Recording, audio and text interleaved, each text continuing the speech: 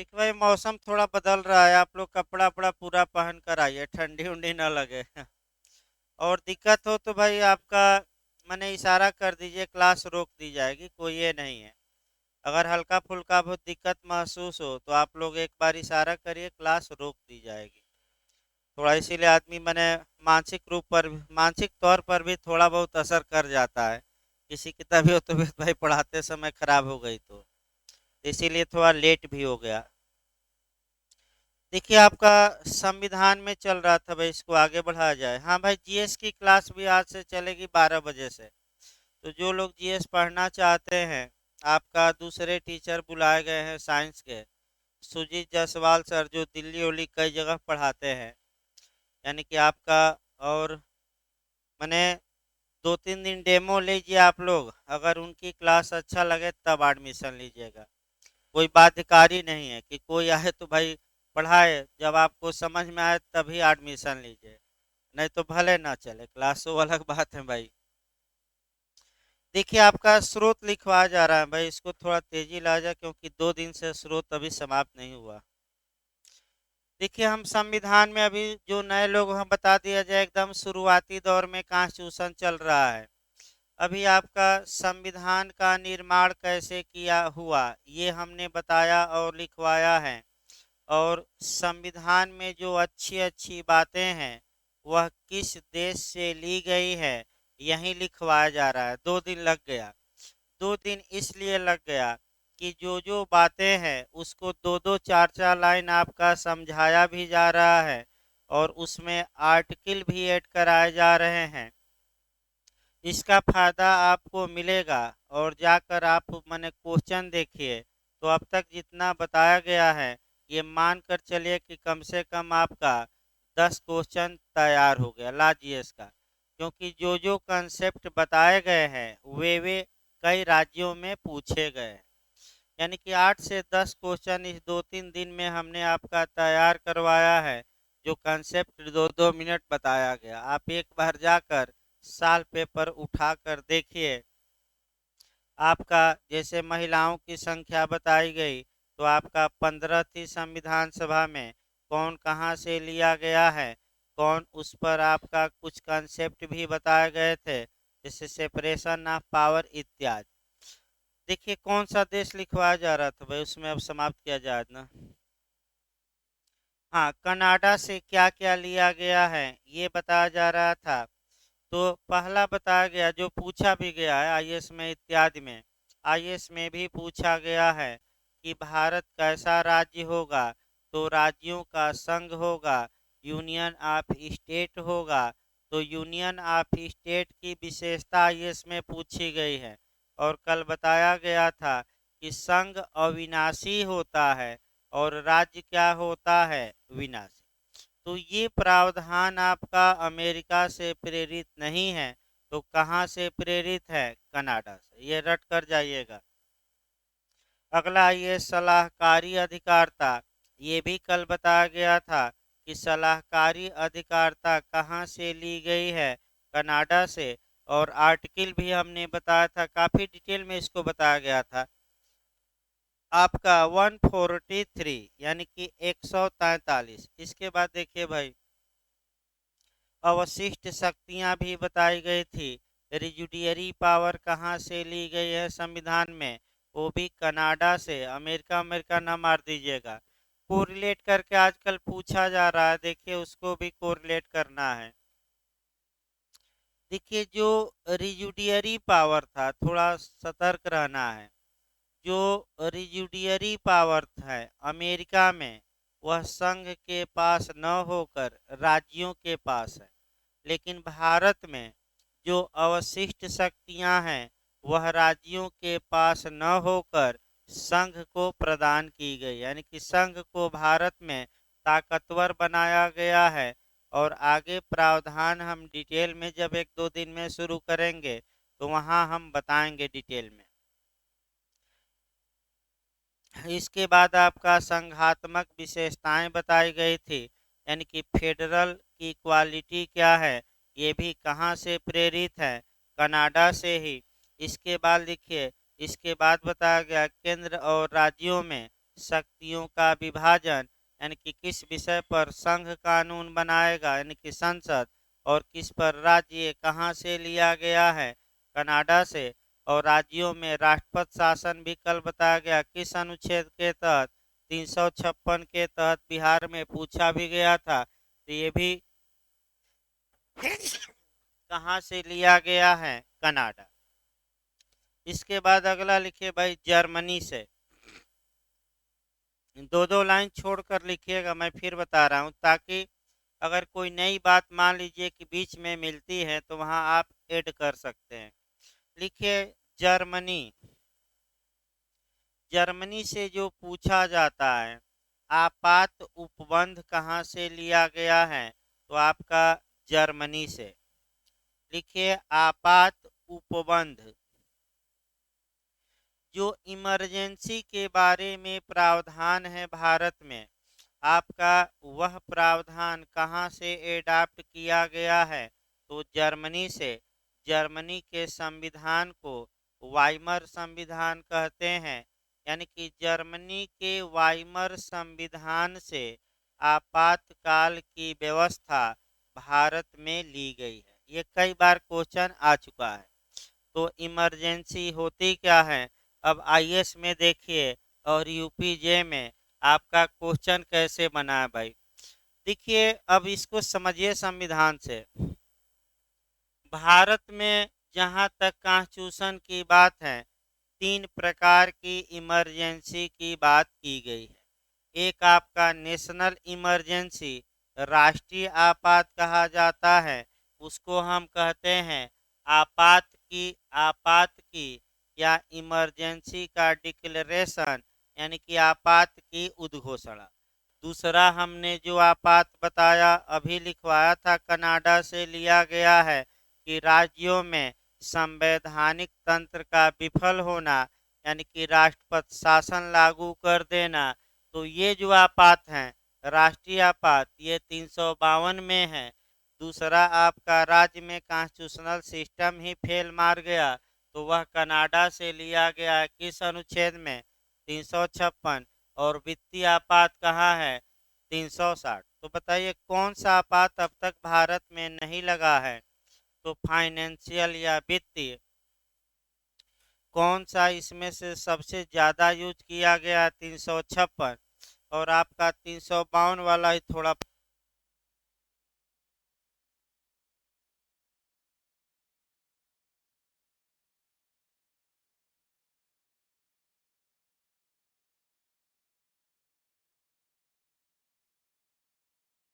जो पूछा जाता है क्वेश्चन आपका, यो तो बताया ही जाएगा डिटेल में भाई आपका। लेकिन जो क्वेश्चन बनता है आईएएस में और जे में बना है, अच्छे से इसको देखिए, ज़्यादा लोग गलत करके आते हैं। आपका क्वेश्चन ये बनता है कि आपात की उद्घोषणा का मतलब क्या हुआ, यानी कि इमरजेंसी का डिक्लेरेशन का मतलब क्या हुआ। तो अब दे देता है 352 के तहत की गई उद्घोषणा, 356 के तहत, 360 के तहत, उपर्युक्त सभी। तो जो नहीं जानते हैं लोग, उपर्युक्त सभी ही मार कर आते हैं। लेकिन फिर सतर्क रहिए क्वेश्चन पर। अगर ये दे कि राष्ट्रीय आपात या आपात की उद्घोषणा का मतलब क्या हुआ, तो उपर्युक्त सभी न मारकर केवल कौन मारना है, 352। यही पूछा जाता है। दूसरा क्वेश्चन बना है कि आपात की उद्घोषणा की परिभाषा संविधान में कहाँ दी गई है, तो 366 का क्लाज 18। भाई याद रखिएगा, यानी कि संविधान के अनुच्छेद 366 के क्लाज 18 में आपात की उद्घोषणा को परिभाषित करते हुए यह कहा गया है कि आपात की उद्घोषणा मतलब आर्टिकल 352 के क्लाज 1 के तहत भारत के राष्ट्रपति द्वारा की गई उद्घोषणा। तो अगर आपसे कोई पूछे कि आपात की उद्घोषणा का मतलब क्या हुआ, तो आप क्या बताएंगे, 352 की सभी बताएंगे, 352। अगर वित्तीय आपात स्पेशल दे तब 360। अब देखिए भरमाने वाला क्वेश्चन मैं बता रहा हूँ। आपात की उद्घोषणा का मतलब है दे देगा 352 के तहत की गई घोषणा, 360 के तहत की गई घोषणा, दोनों इनमें से कोई नहीं, तो दोनों किसी भी हाल में नहीं मारना है, क्योंकि आपको कवर करना है इसको कहाँ से, डिफिनीशन से। और डिफिनीशन केवल किसको इंडिकेट करता है, 352। ये क्वेश्चन आईएएस में भी, जीएस में आ चुका है और आपका लॉ में भी आ चुका है। आगे इमरजेंसी अब तो चल ही रहा है संविधान, अब कौन दे, अब तो डेली चल रहा है, 4 से 5 माह लगेगा ही, इसमें कोई शक नहीं है। वैसे 2 2.5 साल बाद संविधान शुरू किया गया है, फिर इसके बाद आपका कम से कम 1 साल बाद ही पढ़ाया जाएगा जब खत्म होगा, क्योंकि ये संविधान है और सभी कानूनों को प्रिवेल कर दे बने, ये प्रिवेल हो जाता है, यानी कि सभी कानून दब जाते हैं इसके आगे। इसीलिए 1 1.5 साल बाद ही शुरू किया जाता है जब शांत काल रहता है, आपातकाल में नहीं। तो इस समय शांति काल है, अभी जे की वैकेंसी आने वाली है तो शांति काल है, और आ जाएगा तो इमरजेंसी काल यानी कि आपातकाल, यानी कि हाय तौबा मच जाएगी। देखिए अगला भाई आपका तो जर्मनी से आपका बता ही दिया गया, आपात मान लिया गया है। अब आपका रूस से देखिए लिखवा गया कि नहीं अभी, देखिए तो पीछे, और रूस या सोवियत संघ से लिखवा नहीं गया हमें लगता है। लिखिए भाई सोवियत संघ या रूस, आप रूस लिख लीजिएगा, पहले सोवियत संघ था, अब उसकी जगह मुख्य रूप से रूस ही माना जाता है। रूस से क्या लिया गया है, लिखिए आपका फंडामेंटल ड्यूटी, यानी कि मूल कर्तव्य। एक क्वेश्चन यहाँ से सेट रहता है प्री में, रूस से मूल कर्तव्य लिया गया है, तो अब मूल कर्तव्य के बारे में थोड़ा बहुत डिटेल में जानना है, और जो ये डिटेल में 4 5 लाइन बताया जाएगा 90% चांस है कि यहीं से क्वेश्चन आएगा, इसमें कोई शक नहीं है।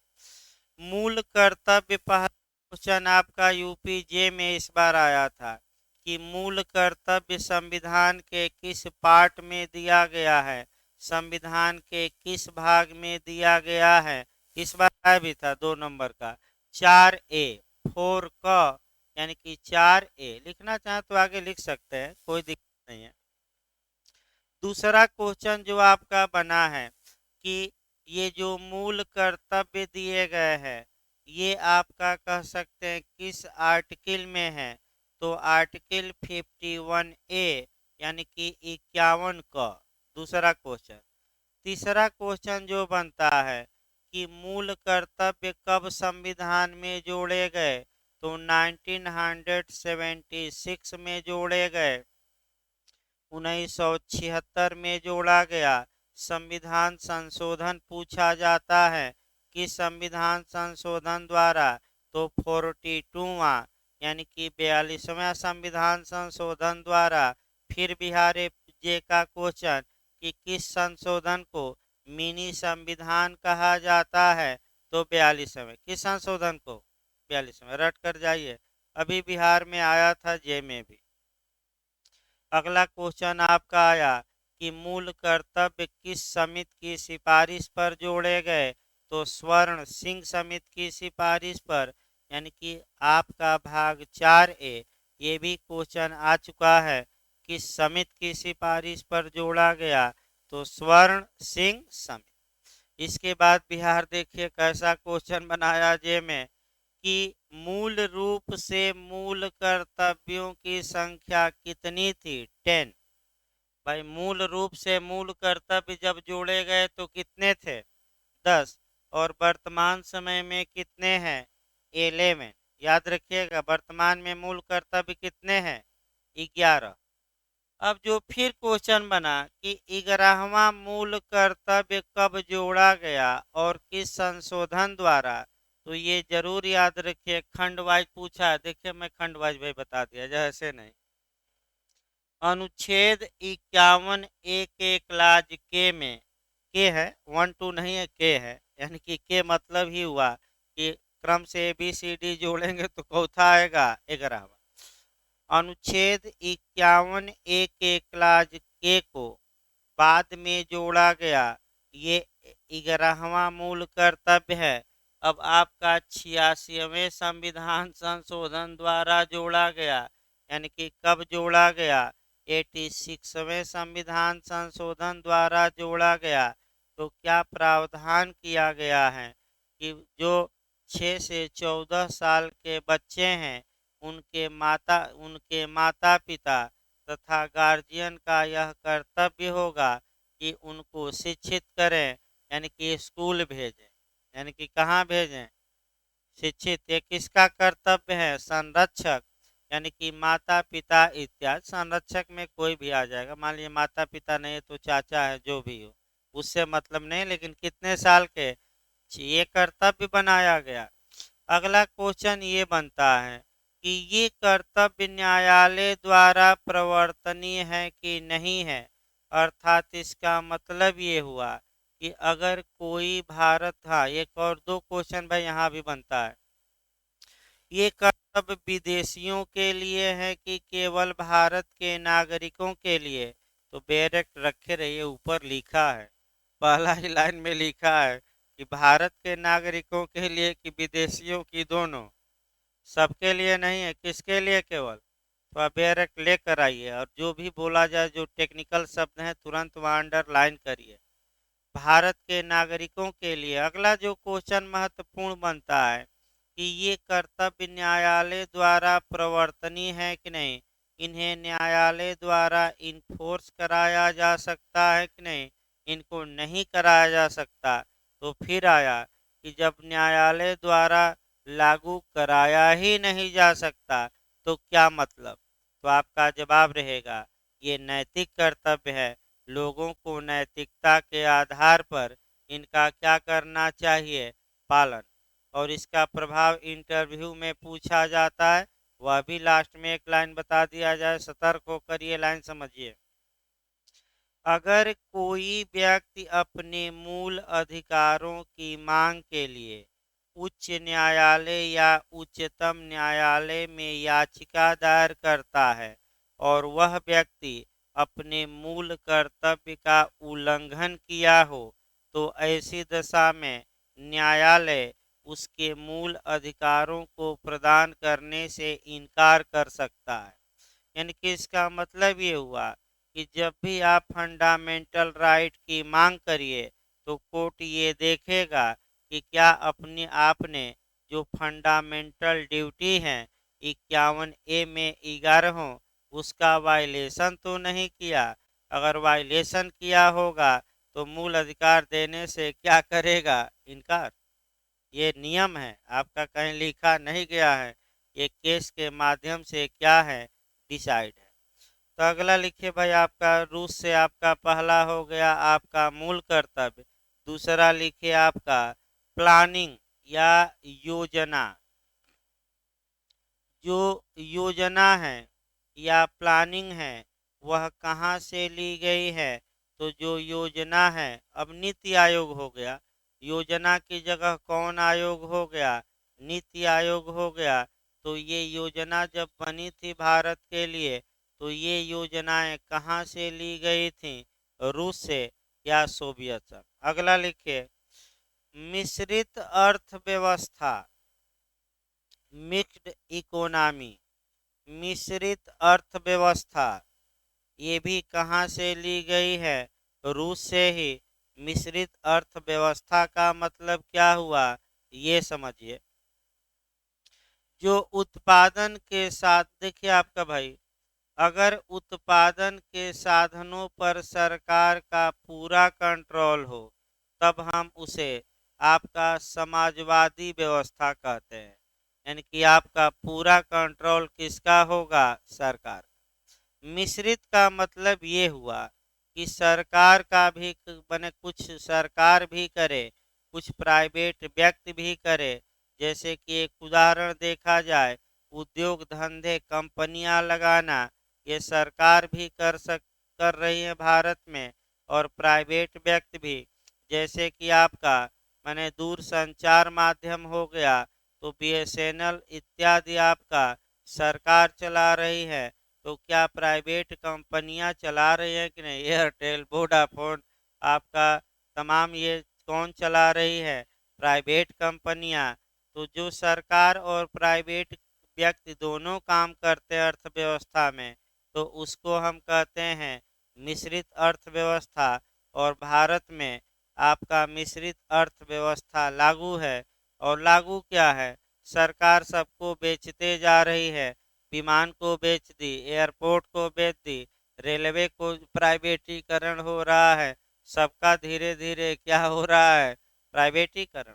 रोड प्राइवेट हो गया कि रोड अब प्राइवेटीकरण का देखिए आपका नुकसान क्या हो रहा है, वो भी समझिए एक लाइन। प्राइवेटीकरण में आपने देखा होगा कि कंपनियां शुरुआती दौर में लालीपाप देती है। लालीपाप समझ रहे हैं कि नहीं भाई आप लोग? लालच। भाई लालीपाप मतलब लालच। लालच मतलब कि दाना फेंकना। जैसे चिड़िया को जाल में फंसाना है तो लोग क्या फेंकते हैं? आओ आओ आओ, दाना खाओ। और जब दाना खाती हैं तो पहेलिया क्या करता है? जाल में पकड़ लेता है। तो उसी प्रकार एक उदाहरण हम बता रहे हैं कि प्राइवेट कंपनियां पहले फ्री में सिम देती थी और 3 माह का फ्री रिचार्ज।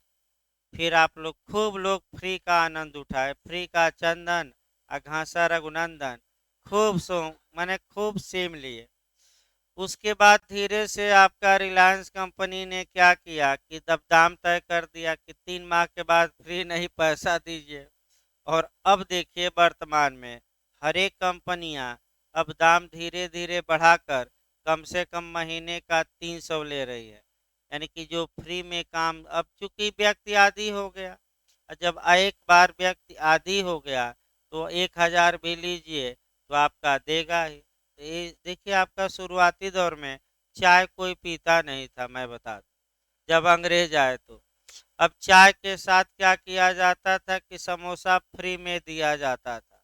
और जब लोग आदी हो गए तो चाय का दाम और समोसे का दोनों का वसूला जाता है। तो ये सब आपका लालीपाप होता है कि पहले आदी बनाओ और उसके बाद से हम पूरा पैसा तो क्या करेंगे। लेकिन भाई क्लास में किसी को आज तक लालीपाप नहीं दिया गया, मैं बता दूं। यहाँ कोई लालीपाप पढ़ाते समय नहीं दिया जाता। आज तक कोई लड़का ये नहीं कह सकता कि सर ने लालीपाप दिया कि 2 मिनट में हम जज बना देंगे। लेकिन कई जगह आप सुने होंगे कि 2 महीने में इतना भर देंगे दिमाग में भूसा तुम्हारे कि तुम सेलेक्ट हो जाओगे। यहाँ किसी को आज तक लालीपाप नहीं दिया गया भाई, और न दिया जाएगा भविष्य में।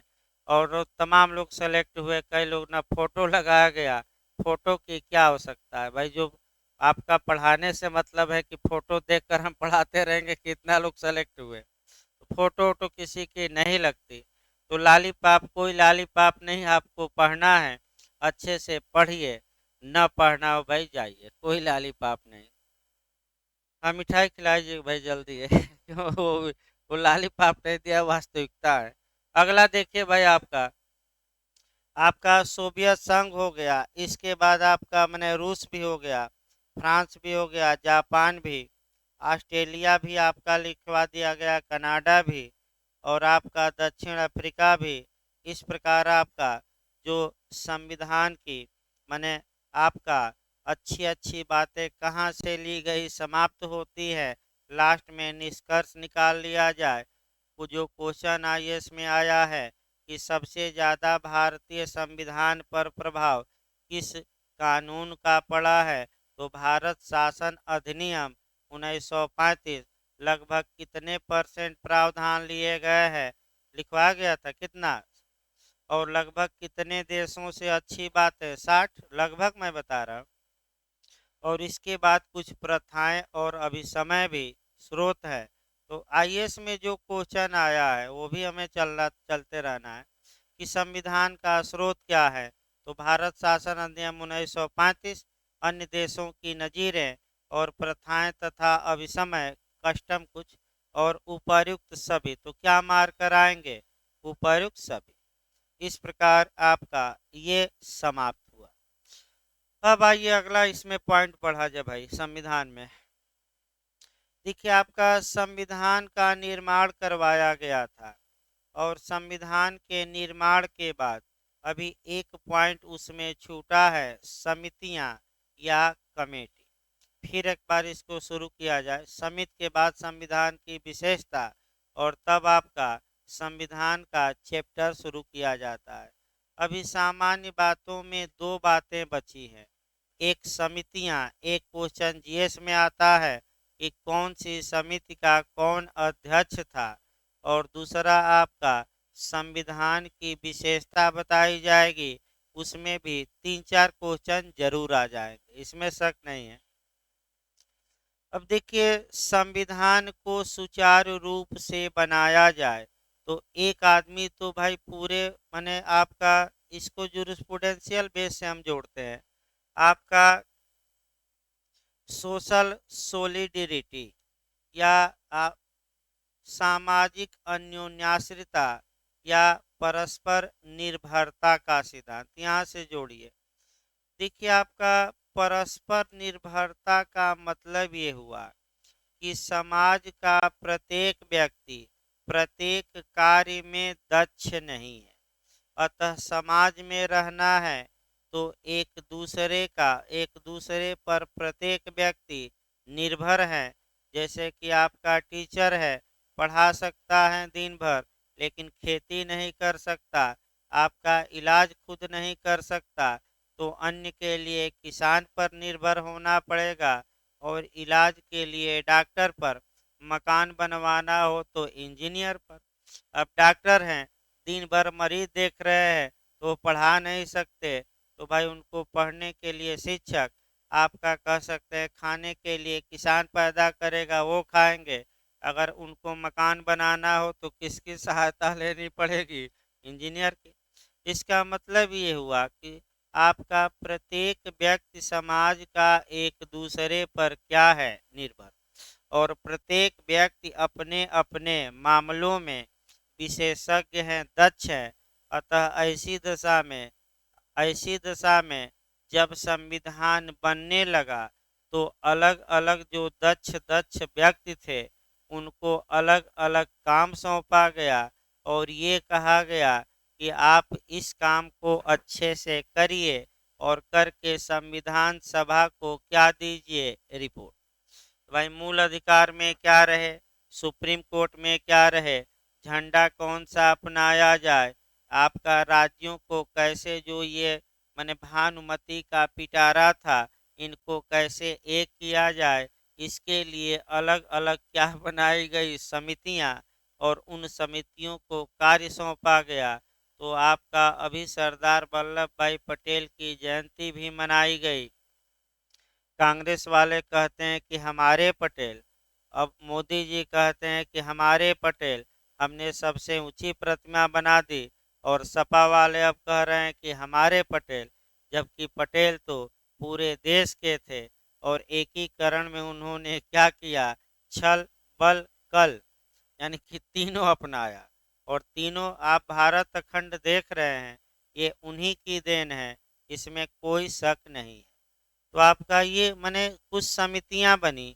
अब यही आपको पढ़ना है कि समिति कौन सी थी और उसके अध्यक्ष कौन थे। मुख्य रूप से यही क्वेश्चन मिलाने के लिए आता है। जो सबसे विवादित है झंडा समिति का, आपका वास्तव में झंडा समिति के अध्यक्ष राजेंद्र प्रसाद जी थे, लेकिन कई किताबों में आपका कृपलानी मिलता है।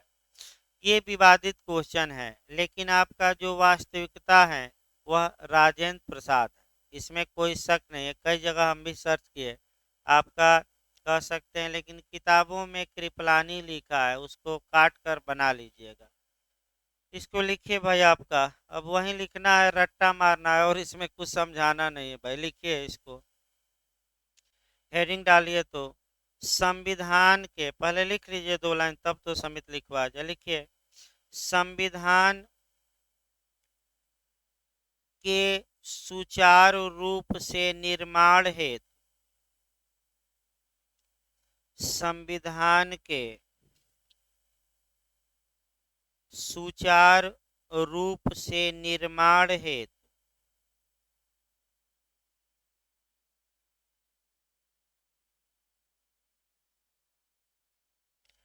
कुछ समितियों का गठन किया गया, माने कमेटी का,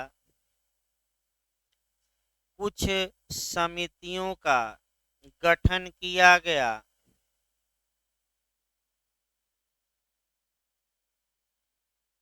ये समितियां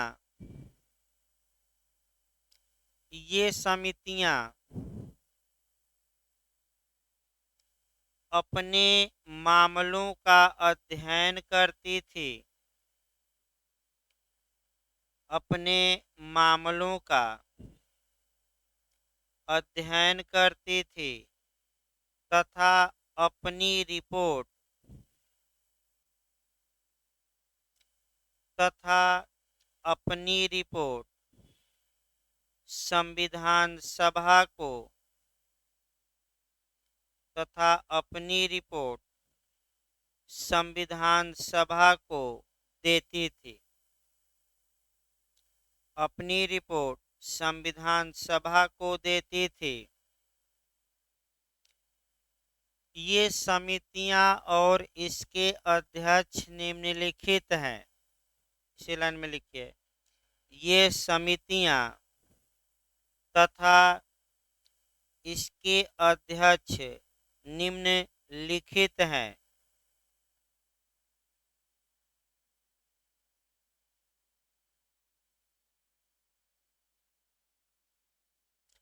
लिखिए कह करके भाई आपका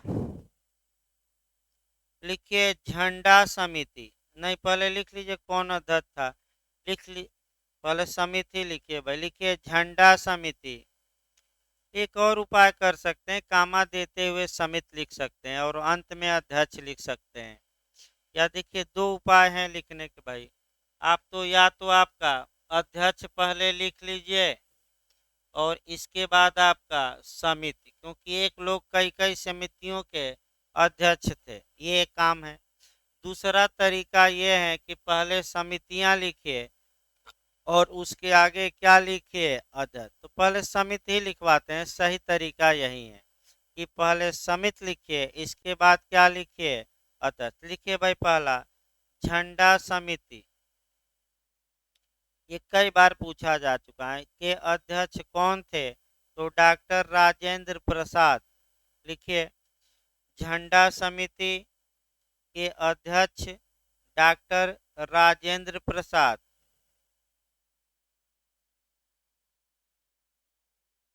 इसके बाद लिखिए नियम समिति, इसके भी अध्यक्ष डॉक्टर राजेंद्र प्रसाद थे। रूल कमेटी, नियम समिति, हल्का तेजी लाइए, आज कम से कम ये समाप्त हो जाए। नियम समिति के अध्यक्ष कौन थे, डॉक्टर राजेंद्र प्रसाद। अगला लिखिए संचालन समिति, संचालन समिति के अध्यक्ष भी डॉक्टर राजेंद्र प्रसाद थे। संचालन समिति के अध्यक्ष भी डॉक्टर राजेंद्र प्रसाद थे। अगला लिखिए वित्त और कर्मचारी समिति, तीसरा लिखिए, चौथा है ना, वित्त और कर्मचारी, फाइनेंस वाला, वित्त और कर्मचारी समिति, इसके भी अध्यक्ष डॉक्टर राजेंद्र प्रसाद थे। अगला लिखिए राष्ट्रीय ध्वज के लिए तदर्थ समिति, राष्ट्रीय ध्वज के लिए तदर्थ समिति, इसके भी अध्यक्ष डॉक्टर राजेंद्र प्रसाद थे। इसके भी अध्यक्ष डॉक्टर राजेंद्र प्रसाद थे।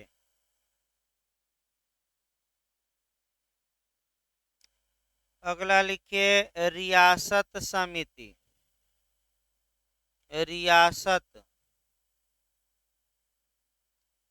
रियासत समिति, इसके भी अध्यक्ष डॉक्टर राजेंद्र प्रसाद थे।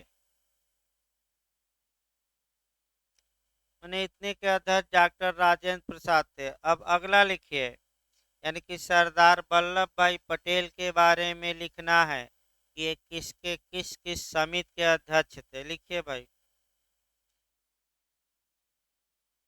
लिखिए मूल अधिकार समिति। मूल अधिकार समिति के अध्यक्ष सरदार वल्लभ भाई पटेल थे। मूल अधिकार समिति के अध्यक्ष सरदार वल्लभ भाई पटेल थे। अगला लिखिए, अल्पसंख्यक अधिकार समिति, माइनॉरिटी अल्पसंख्यक अधिकार समिति के अध्यक्ष भी वल्लभ भाई पटेल थे।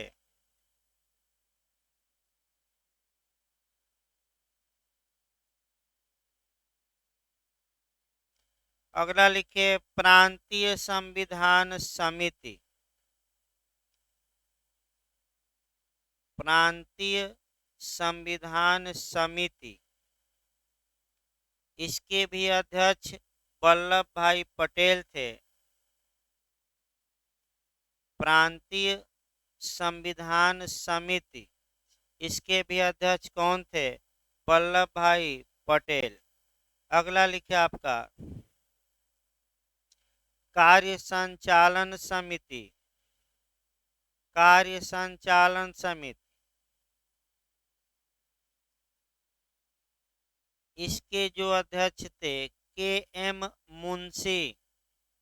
के एम मुंशी,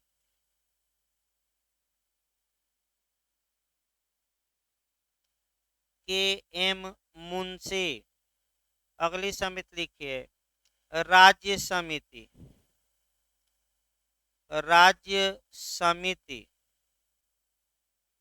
इसके अध्यक्ष थे पंडित जवाहरलाल नेहरू। राज्य समिति के अध्यक्ष थे पंडित जवाहरलाल नेहरू। अगला लिखिए, संघ शक्ति समिति। संघ शक्ति समिति, इसके भी अध्यक्ष पंडित जवाहरलाल नेहरू थे। संघ शक्ति समिति, इसके अध्यक्ष कौन थे? पंडित जवाहरलाल नेहरू। अगला लिखिए, संघ संविधान समिति। संघ संविधान समिति, इसके भी अध्यक्ष पंडित जवाहरलाल नेहरू थे। संघ संविधान समिति, इसके भी अध्यक्ष कौन थे? पंडित जवाहरलाल नेहरू। अगला लिखिए भाई, भाषावार प्रांत आयोग। भाषावाद, भाषावाद प्रांत समिति,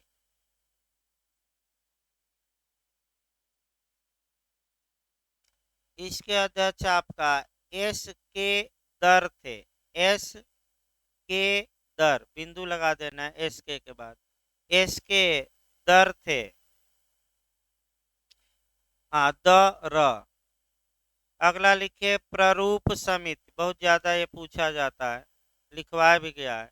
प्रारूप समिति, अगली समिति लिखिए, प्रारूप समिति, इसके अध्यक्ष डॉक्टर भीमराव अंबेडकर थे।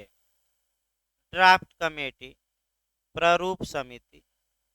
प्रारूप समिति, इसके अध्यक्ष आपका डॉक्टर भीमराव अंबेडकर थे। अगला लिखिए, मुख्य आयुक्त प्रांत समिति। मुख्य आयुक्त प्रांत समिति,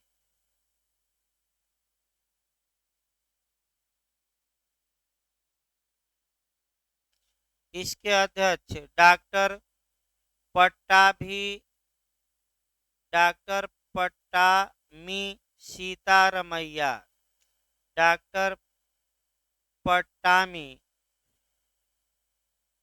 सीतारमैया, डॉक्टर पट्टामी सीतारमैया।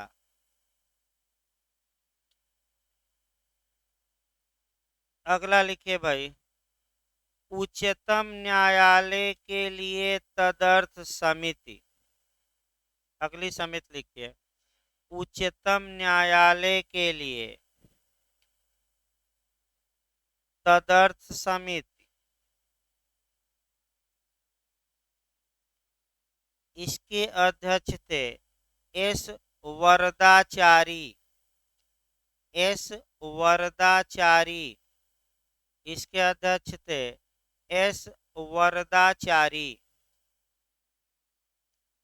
अगला लिखिए, संविधान सभा के कृतियों की समिति। अगला लिखिए, संविधान सभा के कृतियों की समिति।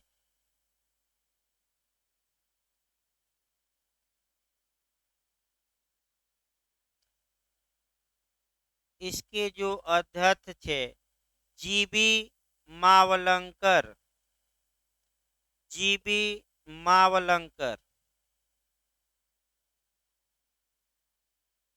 एक और क्वेश्चन यहाँ बनता है कि प्रथम लोकसभा के अध्यक्ष कौन थे? तो ये जो जीबी मावलंकर थे, ये प्रथम लोकसभा के क्या चुने गए बाद में? अध्यक्ष। लिख सकते हैं क्वेश्चन में कि प्रथम लोकसभा के अध्यक्ष। क्वेश्चन बनता है यहाँ, प्रथम लोकसभा के अध्यक्ष कौन थे? तो आपका जीवी मावलंकर। इसके बाद आप अगला लिखिए, परिचय पत्र समिति। परिचय पत्र समिति।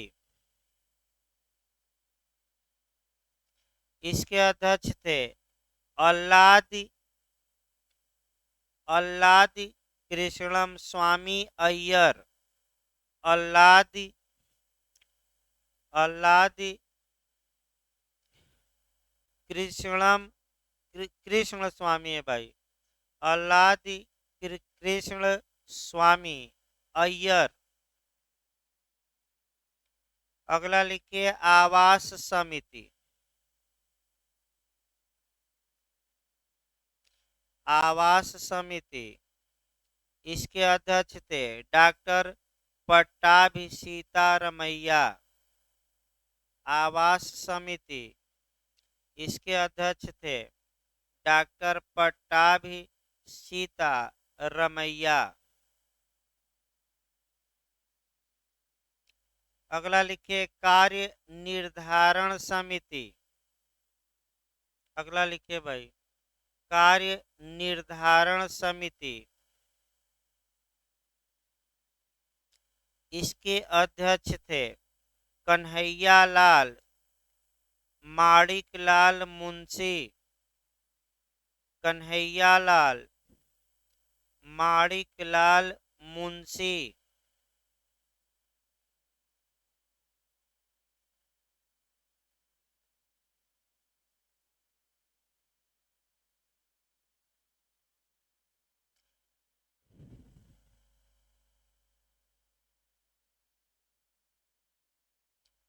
अगला लिखिए, संघ के संविधान के।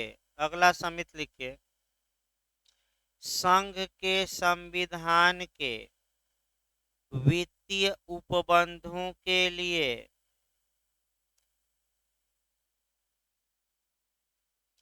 संघ के संविधान के वित्तीय उपबंधों के लिए विशेषज्ञ समिति। विशेषज्ञ समिति। इसके अध्यक्ष लिखिए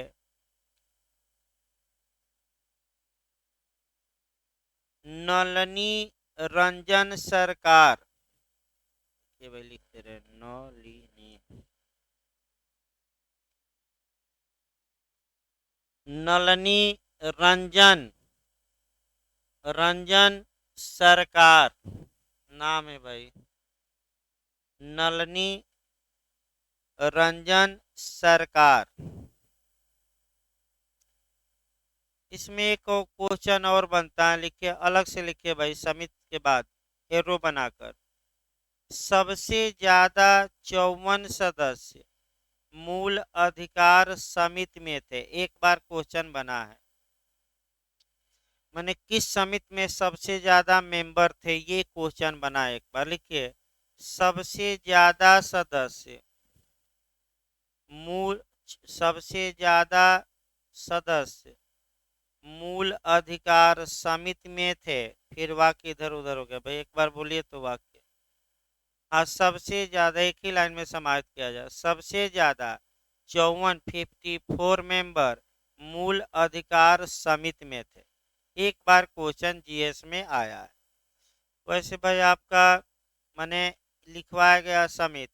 अब ये कि जो ऊपर वाले प्रावधान 15-20 हैं समितियां, उसी में से ज़्यादा क्वेश्चन बनता है, लेकिन सतर्कता बरतते हुए 5-6 फालतू समितियों को भी लास्ट में लिखवाया गया है, ताकि अगर कहीं कोई याद करना चाहे तो भाई पूरा याद करिए, नहीं तो ऊपर से 15-20 कम से कम याद करिए। इसके बाद आइए, आपका ये भी समाप्त हो गया। अब आगे देखा जाए संविधान की विशेषताएं या संविधान के लक्षण या क्वालिटी या गुण कहा जाता है। देखिए अब लेक्चर समझिए इसको। लेक्चर आपका लिख पढ़ मैंने पहले पढ़ाना है और तब आपका इसको लिखवाया जाएगा 4-4 5-5 लाइन। देखिए आपका अगर कहीं भी क्वालिटी या गुण या विशेषता या अच्छाई पूछे तो आपका सतर्क रहना है।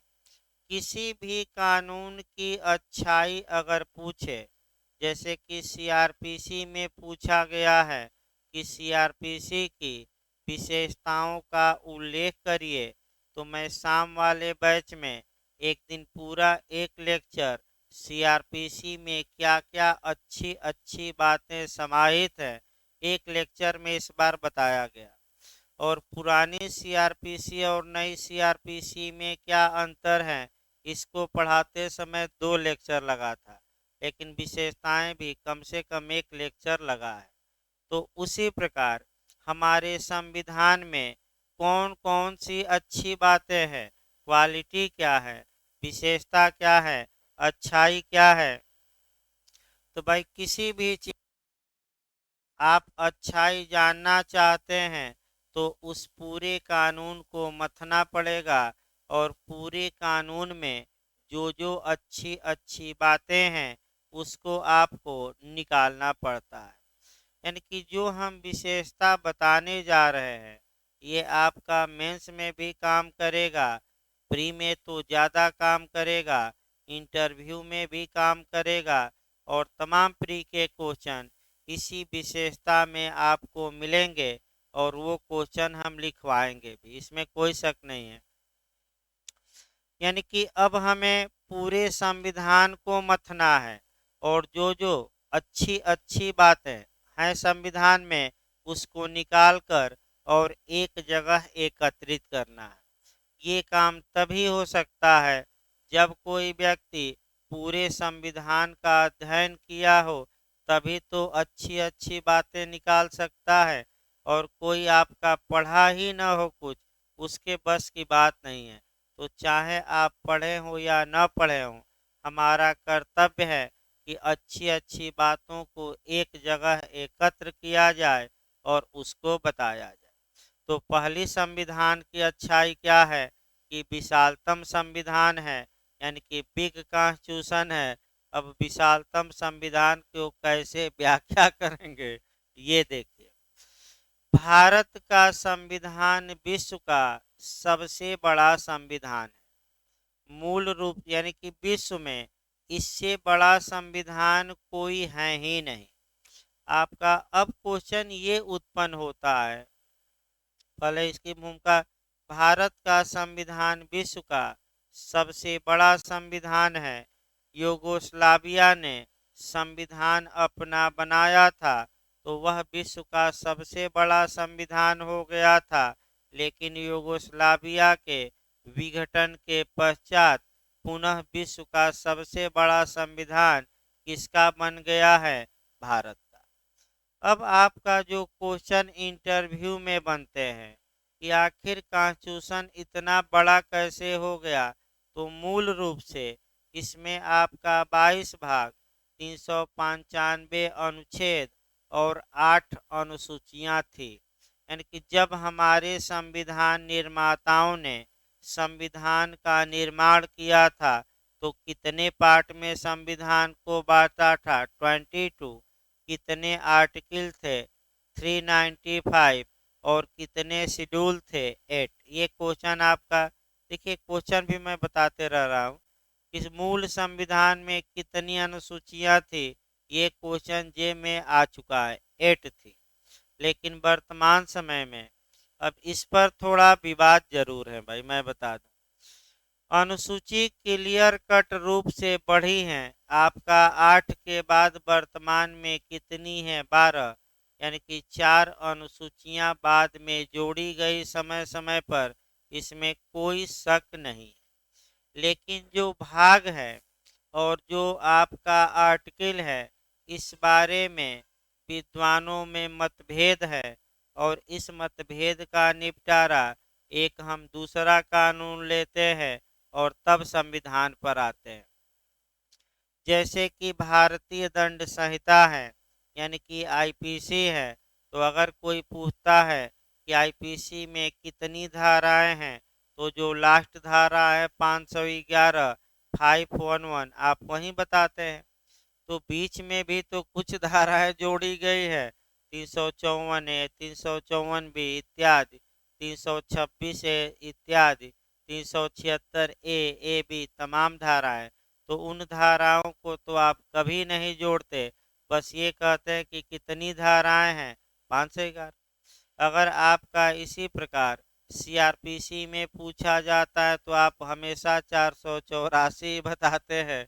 तो उसी प्रकार जो विद्वान हैं वो ये कह रहे हैं कि अगर संविधान में 395 के बाद 396 अगर दिखा दीजिए अनुच्छेद, तो हम मान लेंगे कि 395 से अधिक अनुच्छेद है। यानी कि इसका मतलब ये हुआ कि जो विद्वानों का कुछ ग्रुप है वह आज भी मानता है कि अनुच्छेद 395 ही है। लेकिन जो उदारवादी ग्रुप है वो कहता है कि जो बीच बीच में अनुच्छेद जोड़े गए हैं, अगर उनको मिला दिया जाए तो लगभग 450 से अधिक आपका, यानी कि वही 450 लगभग, एक भाई लगभग मैं बता रहा हूँ, ये एक्यूरेट नहीं, 450 लगभग अनुच्छेद है। लेकिन इस बारे में विवाद है। देखिए अब विवाद का निपटारा कैसे किया जाए, तो जो विद्वान है वह आज भी मैं बता दूं 395 ही मानते हैं। अब पार्ट पर आ जाइए, भाग में भी विवाद है।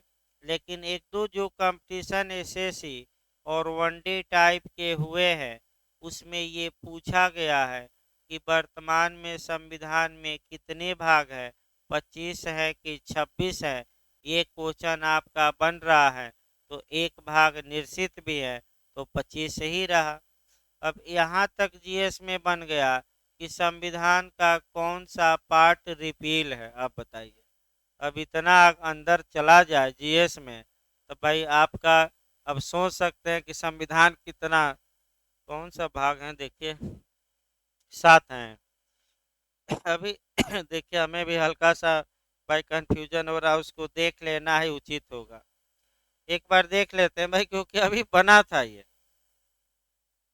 भाग 7 है ना। यानी कि एक क्वेश्चन जीएस में ये बना कि कौन सा पार्ट निश्चित है, तो आपका भाग 7। तो अगर देखिए क्वेश्चन का मॉडल कैसे बनता है, उसमें ऑप्शन क्या रहता है, तो एक नियम बना लीजिए। इसीलिए जो लॉ का पेपर होता है उसमें क्वेश्चन जो बनते हैं वह लॉ के हिसाब से बनते हैं। और जो वनडे टाइप के एग्जाम हैं उसमें क्वेश्चन आपका अलग मॉडल से बनते हैं। कुछ क्वेश्चन ऐसे हैं कि ला के हिसाब से वो दूसरा होगा और जीएस के हिसाब से क्या दूसरा, क्योंकि ला में जो एक्सपर्ट है वह अनुच्छेद आपका 395 ही मानते हैं, और जबकि जीएस वाले आपका किताबों में भी देखिए कि लगभग 450 मान लेंगे। तो भाई इसका इस विवाद का निपटारा अगर ला का पेपर कर रहे हैं तो 395 ही मारिए सही होगा, क्योंकि एक्सपर्ट इसी को मान्यता देते हैं। और जीएस का अगर कहीं कर रहे हो तो आप अलग मार कर आइए, क्योंकि दोनों में अंतर हो जाता है। जैसे कि आपका संपत्ति का अधिकार या राइट टू प्रॉपर्टी तो लॉ के हिसाब से अलग है, लेकिन हमेशा जीएस में विधिक अधिकार, जबकि ये स्टेचुटरी राइट है, विधिक आपका अलग है। लेकिन हमेशा देखे होंगे वनडे में क्या मार देते हैं लोग, विधिक अधिकार। तो लॉ के हिसाब से थोड़ा बहुत अंतर रहेगा, ये मैं बता दूं दो चार क्वेश्चन पर। अगला देखिए, पहली विशेषता हम उठाए थे का माने कह सकते हैं कि सबसे विश्व का बड़ा संविधान का, भारत का संविधान आज भी विश्व का सबसे बड़ा संविधान है। इस विशालता को देखते हुए डॉक्टर आइवर जेनिक्स ने इस संविधान को लॉयर्स पैराडाइज यानी कि वकीलों का स्वर्ग कहा है।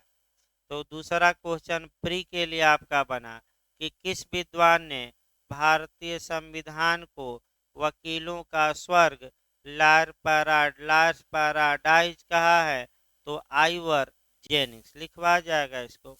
अब अगला, क्यों कहा है स्वर्ग?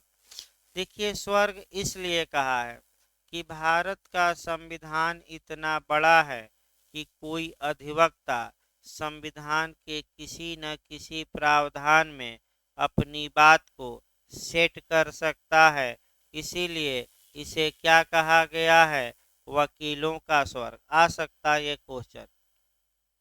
अगला देखिए, अगला जो पॉइंट इसमें पढ़ना है कि आखिर इतना बड़ा संविधान क्यों हुआ। अब इंटरव्यू में कारण पूछा जाता है, प्री में नहीं, कि संविधान का विशाल होना क्यों इतना विशाल हो गया, जबकि अमेरिका का संविधान तो विश्व का सबसे छोटा संविधान है, और तो भारत का इतना बड़ा क्यों हो गया? तो आपको तर्कों के तीर चलाने पड़ेंगे, तर्कों के तीर देना पड़ेगा। देखिए तर्क मैं चार पांच मुख्य मुख्य बता रहा हूँ। पहला आपका ये क्वेश्चन भी आपका पीसीएस में कोरिलेट करके आया है, आ सकता है जे में भी। देखिए केवल बताया नहीं जा रहा है, विशालतम संविधान में अब तक एक दो क्वेश्चन बता दिए गए जो अलग से है, और अब जो क्वेश्चन बताया जा रहा है ये कोरिलेट करके पूछा जा चुका है। देखिए, पहला इसलिए विशाल हो गया कि आपका संघ के साथ साथ राज्यों के शासन के बारे में भी एक ही संविधान में प्रावधान किया गया है, जबकि अमेरिका में संघ का संविधान अलग है, राज्यों का अलग है, जबकि भारत में राज्य और संघ दोनों का संविधान है, एक ही में है। इसलिए क्या हो गया भारत का संविधान बड़ा।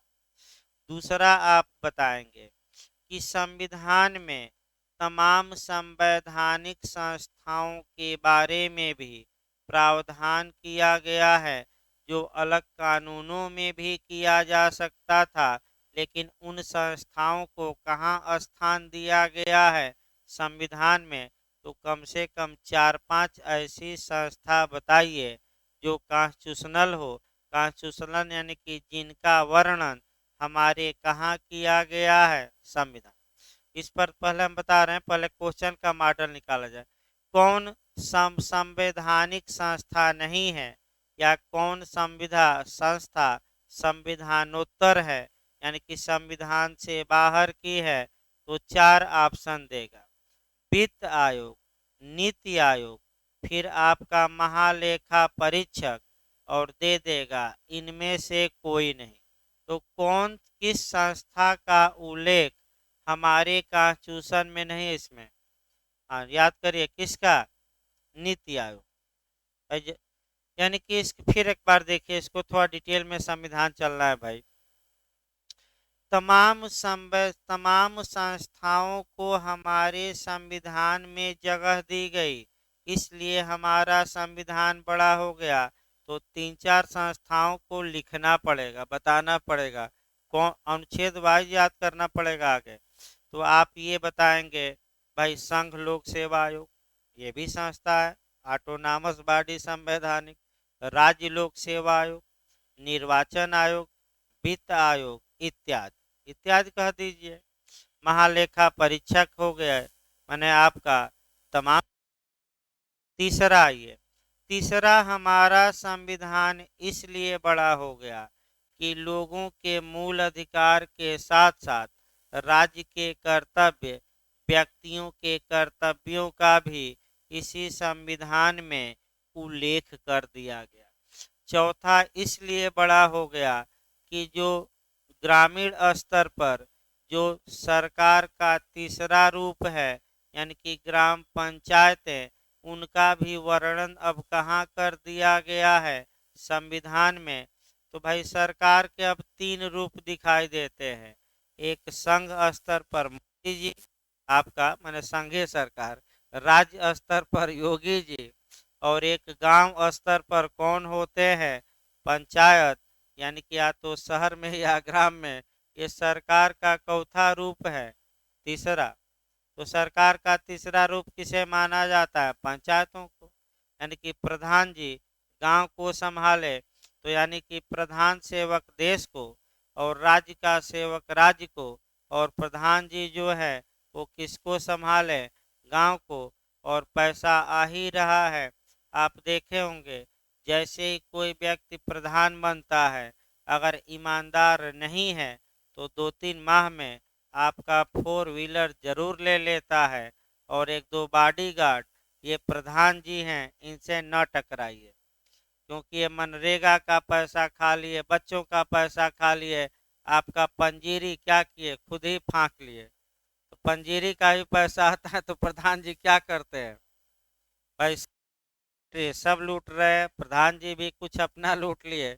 और कई पीढ़ियों अब ये है कि ईमानदार रहेगा तो आपका उतना नहीं कमा पाएगा, लेकिन बेईमान रहेगा तो खूब कमाएगा। तो ईमानदारी कौन कर ही रहा है, अलग बात है। अगला देखिए भाई, आपका जो आपका आगे हमें देखना है, क्यों बड़ा हो गया संविधान।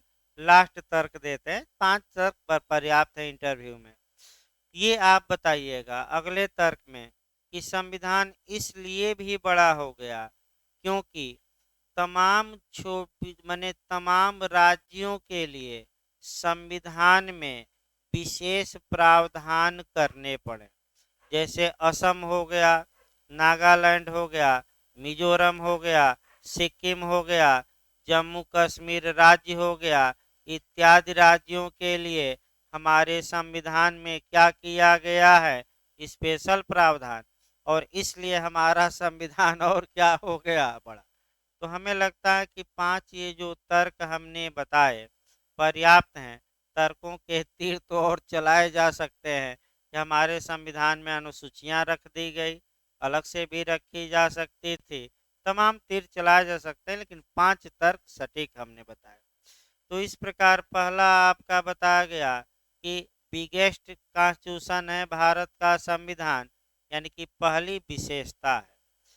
दूसरी विशेषता आपका कि संविधान में प्रियम्बल का होना। देखिए आज आईपीसी नहीं चलेगी भाई आपका, कल चलेगा आईपीसी। कुछ दिमाग भी आपका कह सकते हैं कि मैंने तबीयत खराब होने के कारण कुछ असर भी मैंने शाक लग जाता है थोड़ा, इसीलिए ब्रेक ज़्यादा हो गया। मैंने थोड़ा बहुत भाई आपका असर कर जाता है, इसमें शक नहीं है भाई। बहुत लंबा नहीं आज खींच सकते, इसके लिए खेद है हमें।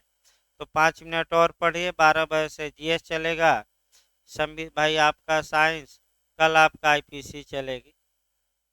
5 मिनट और पढ़िए, 1-2 विशेषता इसको लिखवाया जाएगा जब विशेषता पूरी हो जाए तब। देखिए आपका दूसरी विशेषता है कि हमारे आपका कॉन्स्टिट्यूशन में प्रियम्बल का होना, उद्देशिका का होना, या प्रस्तावना का होना। अब प्रस्तावना जब डिटेल में चलेगी वहाँ तो एक एक शब्दों को बताया जाएगा, लेकिन आपका प्रस्तावना के बारे में जो 10 लाइनें हैं वह तो यहाँ बताना ही पड़ेगा विशेषता में। भारतीय संविधान में प्रस्तावना दी गई है। अब हम लिखवाए भी हैं, कम से कम वह याद रखिए। प्रस्तावना या प्रियम्बल कहाँ से लिया गया है? अमेरिका से। इसकी भाषा कहाँ से प्रेरित है? ऑस्ट्रेलिया से। प्रस्तावना को पंडित, ये पूछा गया था भाई, बिहार में पूछा गया था कि सबसे पहले, हाँ ये पूछा गया था कि प्रस्तावना को किसने पेश किया था, या सबसे पहले क्या संविधान सभा में पेश की गई थी। तो हम उद्देश्य का जब बताएंगे तब भाई डिटेल में चलेगा। इसके बाद प्रियम्बल ही आएगा इस चैप्टर के बाद। मैंने विशेषता 2 दिन कम से कम लगती है, क्योंकि 20 विशेषता निकाला जाएगा। इसके बाद आपका प्रियम्बल से ही शुरू किया जाएगा, लेकिन यहाँ से क्वेश्चन भी हमें निकालते रहना है, कौन क्वेश्चन बना है। तो अभी बिहार में बना भी था कि संविधान सभा में सबसे पहले क्या पेश किया गया, तो संविधान ही न पेश करा दीजिएगा। सबसे पहले उद्देश्य प्रस्ताव पेश किया गया, यानी कि, और किसने पेश किया पूछा गया था, पंडित जवाहरलाल नेहरू ने। और यही उद्देश्य प्रस्ताव कुछ संशोधन सहित वर्तमान में हमारे प्रियम्बल या उद्देशिका में समाहित है। तो किसने पेश किया था आपका उद्देशिका को संविधान सभा में? हाँ, सबसे पहले क्या पेश किया गया? प्रियम्बल। वो आगे डिटेल में हम बताएंगे। अगला देखिए, जहाँ तक उद्देशिका की बात है, उद्देशिका गागर में सागर कही जाती है। यानी कि इसका मतलब ये भी पूछा जाता है कि गागर में, अब ऐसे ऐसे क्वेश्चन पूछ रहे हैं, क्योंकि अभी आपका बिहार में ये एक क्वेश्चन नहीं, बिहार में 2-3 क्वेश्चन आए, यूपी में आए, और जितने क्वेश्चन आए हैं विशेषता में हमें बता देना है। डिटेल में चलेगा तो एक एक शब्द चलेगा, लेकिन विशेषता बताते समय जो उस पर क्वेश्चन आए हैं तुरंत अटैक कर देना है, ताकि विशेषता बताते बताते 8-10 क्वेश्चन आपका और कवर हो जाए। तो उद्देशिका को गागर में सागर कहा जाता है। इसका मतलब ये हुआ कि अगर कोई व्यक्ति हमारा पूरा संविधान न पढ़े, केवल और केवल आपका प्रियम्बल पढ़ ले, तो पूरा संविधान कैसा होगा वह उसे जान लेगा। यानी कि पूरे सागर को न मथिए, सागर के मुख्य बात को मत दीजिए, तो सागर कैसा होगा ये आपको पता लग जाएगा। संविधान की उद्देशिका को संविधान की कुंजी कहा जाता है। फिर बिहार इसी बार बनाया, अभी आया था कि संविधान की कुंजी किसे कहा जाता है, तो क्या मार कर आएंगे? आपका प्रियम्बल को, यानी कि संविधान के राज को कौन सा बात खोल देती है? हमारी प्रियम्बल संविधान को और स्पष्ट कर देती है। अब उद्देशिका क्यों दी जाती हैं, और भारत की उद्देशिका में क्या दिया गया है? तो किसी भी कानून में जो प्रियम्बल दिया जाता है वह आपका, यानी कि उद्देशिका में वे उद्देश्य या लक्ष्य बताए जाते हैं, जिन लक्ष्यों की प्राप्ति के लिए, जिन उद्देश्यों की प्राप्ति के लिए, या जिन ध्येयों की प्राप्ति के लिए कोई कानून बनाया जाता है। अर्थात हमारा कॉन्स्टिट्यूशन किन लक्ष्यों की पूर्ति के लिए बनाया गया, ये बात मुख्य रूप से कहाँ समाहित है? प्रियम्बल में। इसमें कोई शक नहीं है, ये बात कहाँ समाहित है? प्रियम्बल में। अब प्रियम्बल को कुछ विद्वानों ने संविधान का सोल या आत्मा कहा है। तो जो विद्वान जिसको आत्मा कहता है, एक लाइन में इसको रट्टा मारना है। फिर बिहार जे का ही क्वेश्चन, आर्टिकल 32 पर पिछली बार पूछा गया था कि अनुच्छेद 32 को किसने संविधान की आत्मा और हृदय कहा, तो डॉक्टर भीमराव अंबेडकर। और भाग 4 को नीति निर्देशक तत्व ये राज्य की आत्मा है, ग्लेनविन ऑस्टिन ने कहा है। और आपका प्रियम्बल को भी संविधान की आत्मा कहा गया है। ये आपका पंडित जवाहरलाल नेहरू और जस्टिस हिदायतुल्लाह, किसने किसने कहा है? तो चार लोगों का कोटेशन हम लिखवा भी देंगे कोरिलेट करके। फिर हम एक बार बता रहे हैं, अभी बिहार जे में आया था, यानी कि 4-5 क्वेश्चन आपका अभी बता दिया गया, ये नहीं कि अगली विशेषता। तो आप कितना कवर करते हैं ये आप पर निर्भर करेगा भाई, पढ़ाने में कोई कमी नहीं है। एक एक छोटी छोटी बातें भी अब समझाई जा रही हैं, और पहले की अपेक्षा आपका हमेशा प्रयास किया जा रहा है कि बेहतर किया जाए। आपका शाम वाले भी क्लास में पुलिस एक्ट भी एक एक छोटी छोटी बातें हम बता रहे हैं, सीआरपीसी में भी बता रहे हैं, और सुबह वाले भी बैच में आपका जो छोटी छोटी बातें जहाँ से गलती होती हैं उसी को हम ज़्यादा अटैक अप कर रहे हैं। तो आपका फिर एक बार देखिए, पंडित जवाहरलाल नेहरू और आपका हिदायतुल्लाह, जस्टिस हिदायतुल्लाह ने भारतीय संविधान की उद्देशिका को आत्मा कहा। तो नीति निर्देशक तत्व को किसने राज्य की आत्मा कह दिया? ऑस्टिन ने। तो आर्टिकल 32 को किसने आत्मा कह दिया? तो आपका डॉक्टर भीमराव अंबेडकर। इसको हमको रिलेट करके लिखवाते समय लिखवाएंगे। प्रियम्बल में अगला देखिए, जहां तक भारतीय संविधान की उद्देशिका की बात है, अब दो केस भी याद रखने पड़ेंगे। आपका एक बेरुबारी और दूसरा केशवानंद भारती। पिछली बार यूपीजे का क्वेश्चन, यानी कि क्वेश्चन पर क्वेश्चन ही चल रहा है, विशेषता नहीं। ये मानकर चलिए कि एक एक लाइन, एक एक क्या है क्वेश्चन। अब देखिए क्वेश्चन कैसे बना है, दो केस याद करना है कम से कम। किस केस में सबसे पहले उद्देशिका के बारे में विवाद उठा था? तो बेरुबारी बताया जाएगा आगे, अभी तो भाई प्रियम्बल बताया जाए, बेरुबारी रट कर जाइए। दूसरा क्वेश्चन बना है कि किस वाद में ये कहा गया कि प्रियम्बल कॉन्स्टिट्यूशन का पार्ट या भाग या अंग या हिस्सा नहीं है? तो बेरुबारी। तीसरा क्वेश्चन बेरुबारी पर आइए, बेरुबारी का मामला किससे संबंधित है? तो राज्य क्षेत्र के अध्यर्पण से। तो बेरुबारी के मामले में क्या कहा गया कि अगर भारत का कोई हिस्सा दूसरे देश को देना है तो कैसे दिया जा सकता है? मैं एक दिन बताया था, अभी 2 दिन पहले, कानून बनाकर कि संविधान में संशोधन करके, संविधान में संशोधन। तो आगे बताया जाएगा कैसे वो। अभी अगला क्वेश्चन देखिए भाई, लेकिन आपका इसके बाद जो 1973 में केस आता है, केशवानंद भारती का केस, और इस केस में बेरुबारी में दिए गए निर्णय को कि प्रियम्बल के बारे में निर्णय को सेट साइड किया जाता है, और ये कहा जाता है कि प्रियम्बल कॉन्स्टिट्यूशन का पार्ट है, यानी कि भाग है कि नहीं। तो वर्तमान में क्या मारेंगे, भाग है कि नहीं है। अब अगला जो क्वेश्चन यूपीजे में बना है, बहुत अच्छा क्वेश्चन बना है कि जो ये प्रियम्बल है इसका संविधान के निर्वचन में, इंटरप्रिटेशन में, व्याख्या में क्या महत्व है? तो ये कंसेप्चुअल क्वेश्चन ज़्यादा लोग गलत करके आएंगे। तो एक कंसेप्ट बना लीजिए, भले भरमाएगा, ये क्वेश्चन सीधे कभी नहीं देता। 4 ऑप्शन देगा, एक सही है, 2 सही है, 3 सही है, चारों सही है।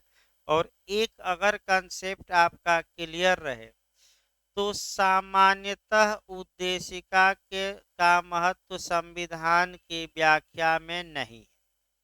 माने कि संविधान की न तो उद्देशिका संविधान को व्यापक करेगी, न सीमित करेगी, और न ही इसका सहारा लेकर कॉन्स्टिट्यूशन की व्याख्या की जा सकती है। तो जनरल नियम क्या मिला, इसका कोई महत्व नहीं। लेकिन भाई लेकिन लग गया तो खतरनाक रहता है। लेकिन अगर संविधान का कोई प्रावधान अस्पष्ट है, संदिग्ध है, तो उस अस्पष्टता या संदिग्धता को दूर करने के लिए प्रियम्बल का सहारा लिया जा सकता है। तो बताइए, संविधान के निर्वचन में उद्देशिका कब मायने रखेगी? जब संविधान में क्लियर कट बातें लिखी हो गई हो कि क्लियर कट न लिखी गई हो। अस्पष्ट यानी कि क्लियर बात न, तो वहाँ क्लियरिटी लाने के लिए किसका हम सहारा ले सकते हैं? आपका प्रियम्बल का। जैसे सेक्युलरिज्म सबसे विवादित है, तो पंथ निरपेक्षता क्या है? तो इसके लिए भाई हमारे प्रियम्बल में लिखा गया है, तो यहाँ से हम सहारा क्या कर सकते हैं? ले सकते हैं। गणतंत्र को लेकर विवाद उत्पन्न हो गया तो प्रियम्बल, तो आपका कल और बताया जाएगा। अभी विशेषता प्रियम्बल में अभी एक दो बातें छूटी हैं आपका कल। इसके बाद आपका राज्यों का संघ, नागरिकता, मूल अधिकार, ये सब विशेषताएं हैं। शुरुआती दौर में 5-6 लगातार पढ़ना है, उसके बाद छोड़ना है।